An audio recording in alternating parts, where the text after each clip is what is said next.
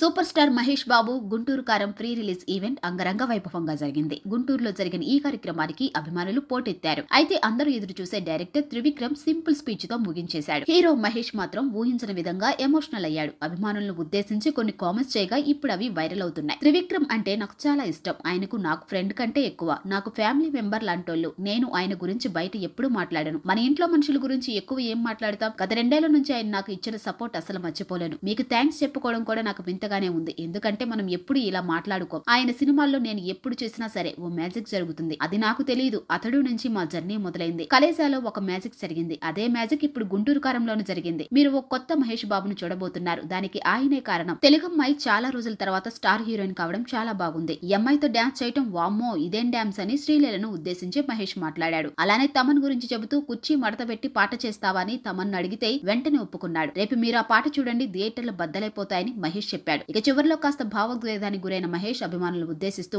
మీకు చేతులెత్తి దండం పెట్టడం తప్ప ఏం తెలియదు. మీరు ఎప్పుడు నా గుండెల్లో ఉంటారు. సంక్రాంతి నాగా బాగా కలిసొచ్చిన పండగ. మా సినిమా సంక్రాంతికి రిలీజ్ అయితే అది బ్లాక్ బస్టరే. ఈసారి కూడా బాగా గట్టిగా కొడతాం. ఇక నుంచి మీరే నాకు అమ్మ, మీరే నాకు నాన్న, మీరే నాకు అన్ని. మీ ఆశీస్సుల అభిమానం నా దగ్గరే ఉండాలని కోరుకుంటున్నానని చెప్పి స్పీచ్ ముగించేశాడు.